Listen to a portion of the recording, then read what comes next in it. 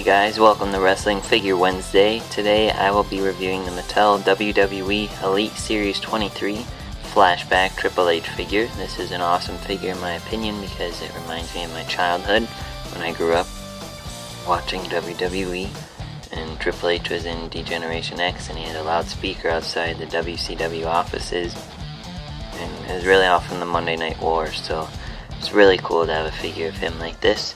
So let's take a look at him in the packaging. As you can see, it says Triple H on the side. There's a picture of Triple H there. There's the Elite Collection Flashback logo at the bottom. There's Triple H in his DX shirt with a helmet and his megaphone.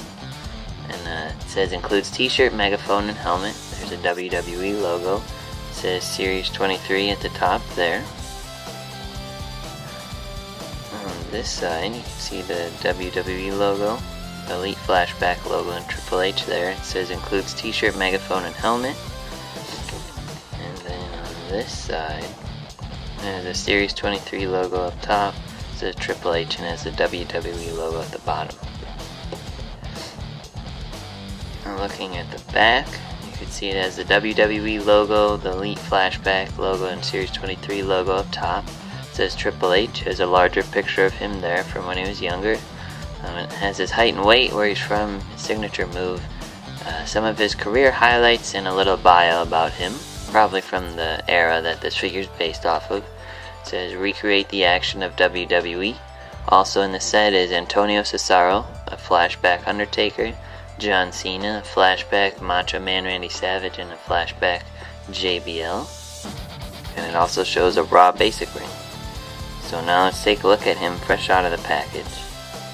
Alright guys, here we have the Mattel WWE Elite Series 23 Flashback Triple H figure fresh out of the package.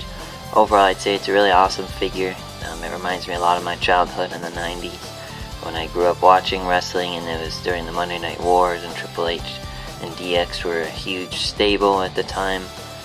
So it's really cool to have this in my collection. So let's take a look at his accessories first. First here is his D-Generation X shirt. It's kind of hard to get off of him, but they have these snap pieces here on the sides, so make sure you undo both of them. There's some on this side, and they snap in easily, and then the rest are here. And what you do is you'll separate it like this so the shirt is like a flap over him. Then I recommend pulling the front over his head and then sliding the back out under his hair, but be careful you don't rip it, so do it slowly. But it is cool to have some DX shirts now. Now he has his helmet. His DX helmet, the green X with the white trim on it. Just a gray helmet there. It just slides on and off his head very easily. As you can see. Just prop it right on there and it comes right off, no problem. And then lastly, here's his megaphone piece. You can see all the detail in this, the ridges and the cable, the pieces, I don't know how to describe it, the grooves I guess, in the talking piece and everything, so it'll sit in his hands just fine. So it's a neat accessory.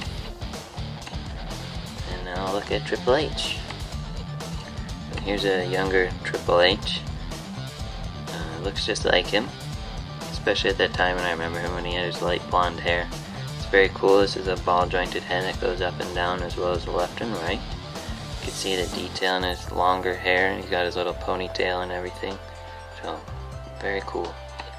Looking at his torso, he's got the typical Elite crunch, the chest crunch joint. So it's cool. You can see the rest of the toning of his chest there.